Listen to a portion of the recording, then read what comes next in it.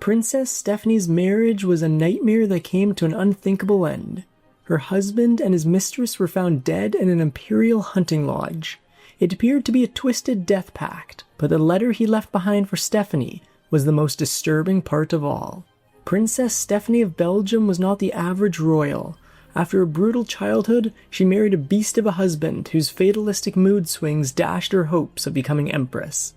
When she finally forged a path of her own, her actions created an irreparable rift in her family and shook the house of Saxe-Coburg and Gotha down to its foundations.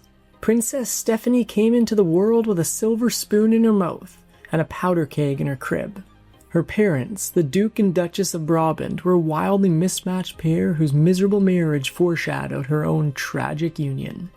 At least she had the trappings of happiness. Stephanie hardly needed a husband to receive imperial treatment. Born on May 21, 1864 at the Palace of Laeken, her first days were filled with opulence befitting an empress. After an emergency baptism on the day of her birth, she had a second, lavish ceremony a month later. The event lasted a full hour and ended with a 60-guest gala. She was a lot closer to the throne than she knew. In 1865, not long after her birth, Stephanie took one step closer to ultimate power when her grandfather, King Leopold I, passed away. Her family would never be the same. Her father took the throne as Leopold II, while her beloved older brother became heir. But just a few years later, a tragic accident sent their worlds spiraling. Not even 3 years after losing her grandfather, Stephanie's family faced tragedy again. This time, her older brother Leopold fell into a pond.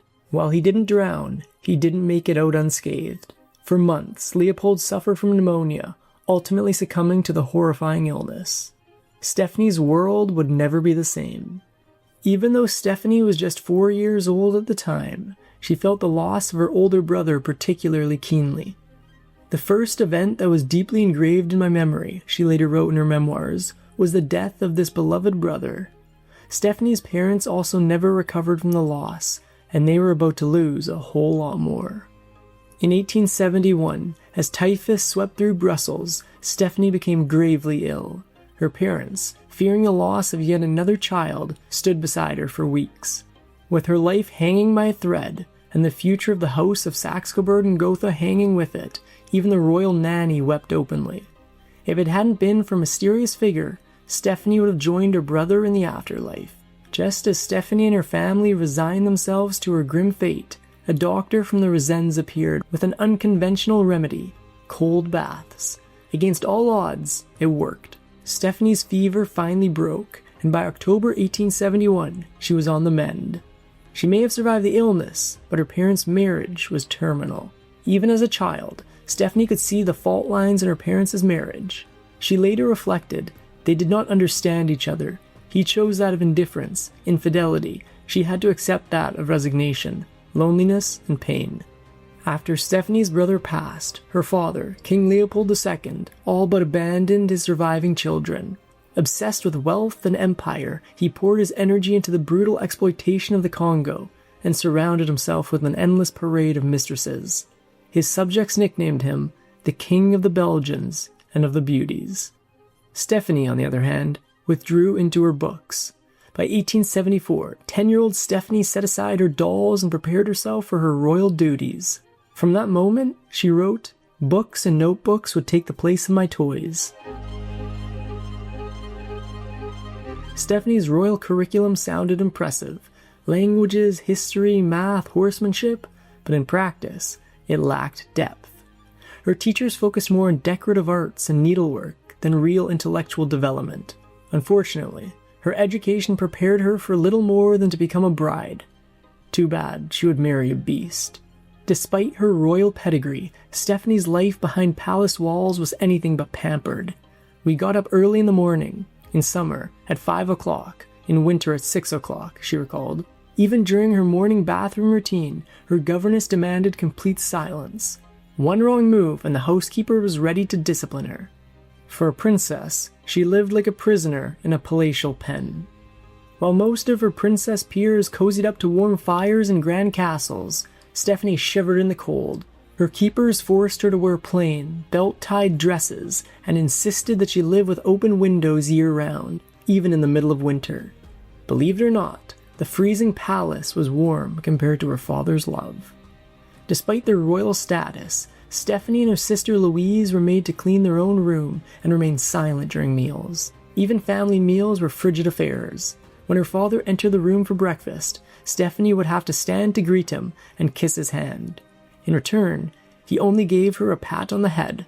No kisses, no words, no love. Still, that was more than she received from her governess. Even as princess, Stephanie had no royal privileges. When she misbehaved, the consequences were severe. Her keepers made her kneel on dry peas or locked her in a pitch-black chamber between double doors. Her only comfort came from their kind-hearted nanny, Tony, whose tenderness stood out like a candle in the dark. But someone was about to enter her life who would extinguish even that small bright spot. In the winter of 1878, a fateful visitor came to Brussels, Empress Elizabeth of Austria, and Stephanie's parents saw a perfect opportunity. With nuptials on their mind, they presented the 14-year-old Stephanie to the Habsburg Empress, whose son, Crown Prince Rudolph, was still single. Before long, the royal rumor mill roared to life. On paper, it was the perfect match. With her pending nuptials to a man she never met, Stephanie's housekeeper thought it best to give her a preview of what she could expect. During a literature lesson, the housekeeper brought out a magazine and showed young Stephanie an engraving of the crown prince, dressed in his regalia for a hunt. It was supposed to be a lesson on the majesty of the Habsburgs. Instead, it was a reminder of the immense responsibility she was about to assume. Stephanie may have been excited to marry Crown Prince Rudolph, but the feeling wasn't mutual. When Rudolph met 15-year-old Stephanie in March 1880 for the first time, he called her pretty, good, clever. But behind his flattery was a hard truth. Stephanie wasn't his first, or even second choice. She was simply the only Catholic princess who ticked the political boxes set by his controlling father. In truth, neither Stephanie nor Rudolph had much of a say in the matter. Stephanie didn't fall in love. She fell in line. After Rudolph's first visit, her parents summoned her the way a pet owner might summon their dog. Sternly, her father stood and declared, "We have chosen you to be Empress Austria and Queen of Hungary." However, it seemed like she had some competition. On March 7, 1880, the engagement became official. Rudolph arrived in Brussels with 21 attendants, and one glaring insult. Among his entourage was none other than his mistress, whom he didn't even bother to leave behind. "A new life will soon begin for me," he told his tutor, "and I must admit that this worries me a little." It didn't worry him nearly as much as it worried Stephanie. Rudolph was a prince on paper, but in real life, he was a volatile storm. Prone to intense mood swings, he'd swing between moments of melancholy and mania, partying too hard and too often. The Austrian court hoped that his marriage to the comparatively docile and disciplined Stephanie would settle him. Instead, it only tethered Stephanie to his downfall. From the very beginning, it seemed that everyone knew what Stephanie was walking into. That is, everyone except for Stephanie. Countess Mary Larish, niece of Empress Elizabeth, summed up to the court's dread when she said, "In advance, we had pity on the poor princess who would have the honor of being chosen. But even if her marriage was fated to fail, it would at least be fashionable." On May 10, 1881, a week before her 17th birthday, Stephanie married Rudolph in a crowded, chaotic ceremony at St. Augustine's Church in Vienna. The elite of Europe packed the pews, future kings, emperors, and knights jostling for space to witness the union of two great houses. It should have been the beginning of her fairy tale. Despite the warning signs, Stephanie threw herself into the moment. "We exchanged alliances. The bells of the whole city rang," she remembered fondly. Music filled the streets and cheers echoed throughout Vienna. She really had become the crowned princess of Austria-Hungary, but she would regret it almost instantly. You see, Stephanie's marital bliss ended just as soon as her wedding dress came off. The morning after the wedding, Stephanie wrote a letter to her sister about the way Rudolph had treated her at night. "What torments, what horror, my illusions, my youthful dreams were shattered. I thought I should die of my disillusionment." Believe it or not, Rudolph was a nice one in his family. If Rudolph was mercurial, his mother was merciless, borderline malevolent. The Empress Sissy found Stephanie tall, plain, and dull, and she didn't bother hiding her disdain. Behind her back, and sometimes to her face, she called Stephanie the hideous dromedary. Still, Stephanie was determined to find happiness in her marriage. Despite the rocky start, there was a time when Stephanie believed she'd found a true partner in Rudolph. They gave each other pet names, and for a brief moment, she thought of him as a model husband. Their early days were full of laughter, inside jokes, and shared dreams. But happiness at court was always fleeting. Although married life made her the crowned princess of the most powerful empire in Europe, it also made her a prisoner. Rudolph, deeply paranoid, didn't like for Stephanie to wander far, or anywhere at all. Her new husband didn't allow her to leave the palace grounds without his permission, so she made do, throwing herself into the arts and flexing her creativity through sketching and painting. But despite her bleak situation, she had a plan to earn her freedom. In late 1881, Stephanie incorrectly suspected she might be pregnant. However, a little over a year later, in the spring of 1883, the real thing came along. Both she and Rudolph were ecstatic and utterly convinced the child would be a boy. But once again, reality had other plans. Instead of a boy and an heir, she had a daughter. While she was overjoyed to become a mother, Rudolph's reaction was decidedly less celebratory.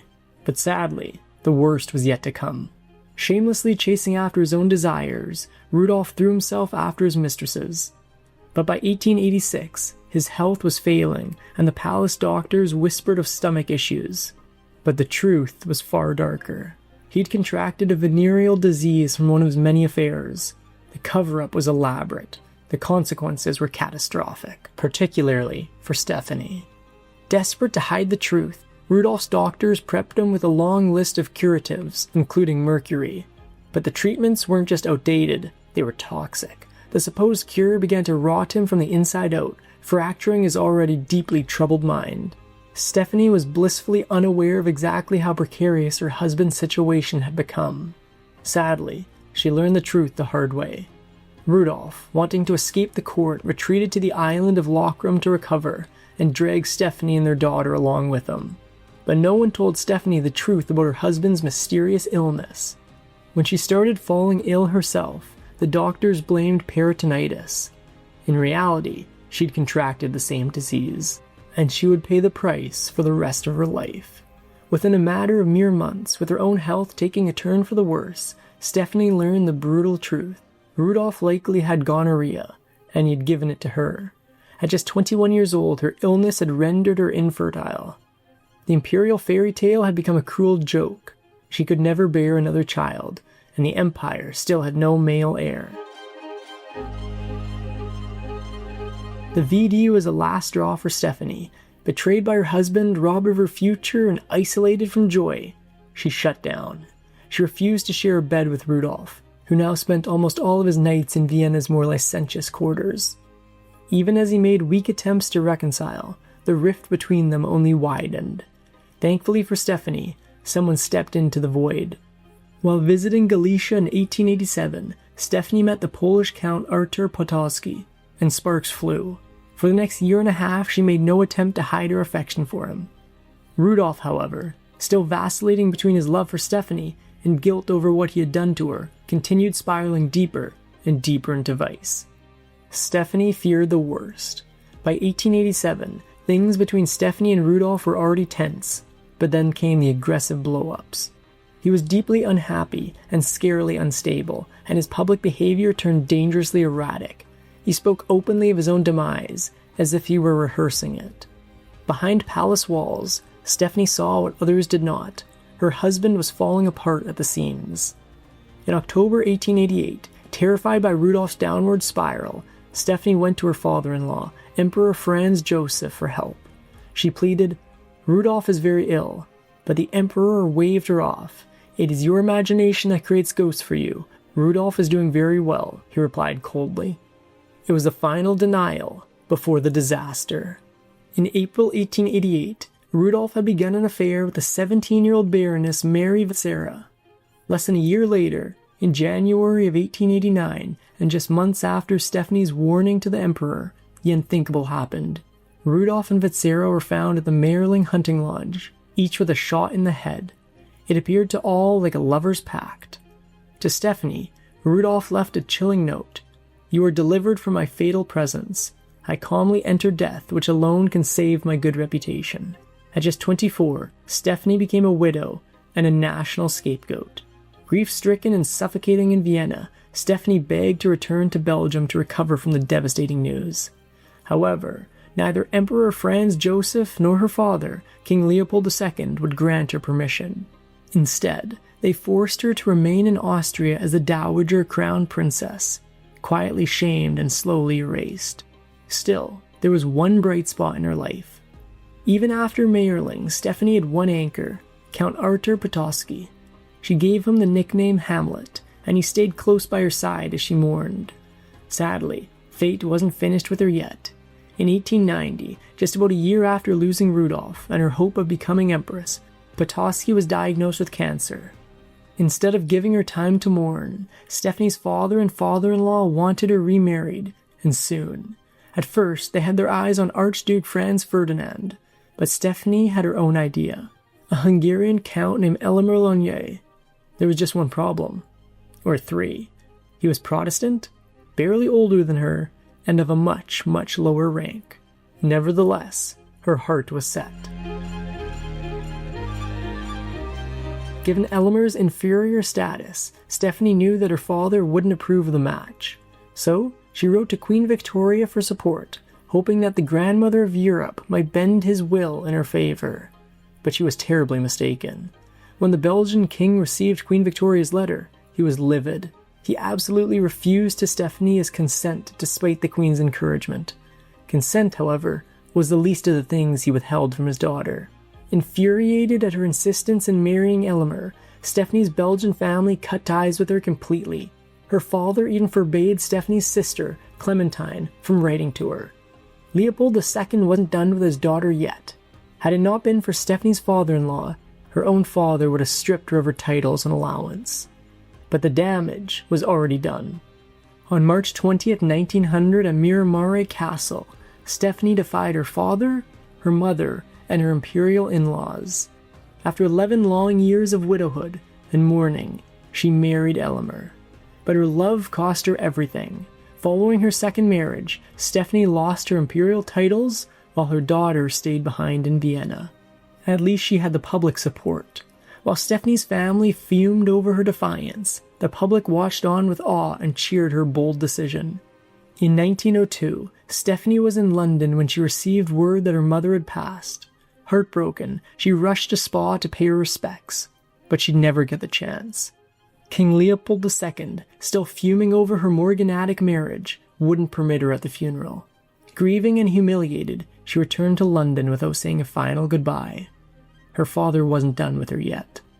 2 days before King Leopold II passed in 1909, he refused to see Stephanie one last time. But the salt in her emotional wound came after her father was buried. Once he was in the ground, she discovered the true depth of his betrayal. He'd left most of his fortune to his mistress. The rest he hid in shell companies to keep from Stephanie and her sisters. This last insult she wouldn't take lying down. Even the Belgian state took pity on Stephanie and offered her and her sisters a payout, 2 million francs each. At first, Stephanie accepted, then she changed her mind. What followed was a legal circus that dragged on for years, pitting Stephanie against the Belgian state and anyone who stood between her and her birthright. Eventually, Stephanie won the battle, walking away with 5 million francs. She may not have been an empress, but with her father's inheritance, she could certainly live like one. Stephanie lived to see the fall of imperialism and royal houses as World War I and World War II ravaged the European continent. In her later years, as long as her health allowed it, she and her husband traveled and mingled with fellow imperial exiles. In April 1945, as the Red Army swept into Hungary, the conflict darkened Stephanie's doorstep. But her days of meddling in imperial affairs were over. She and her husband fled their mansion for safety. Just months after finding peace at last, on August 23rd, Stephanie passed on, succumbing to a stroke at the age of 81. She never did become Empress, but she did become independent in the end. Thanks for watching History Exposé. If you love uncovering the best stories in history, hit like and subscribe to keep exploring with us. Don't forget to visit our main page, Factinate, for more incredible facts about everything.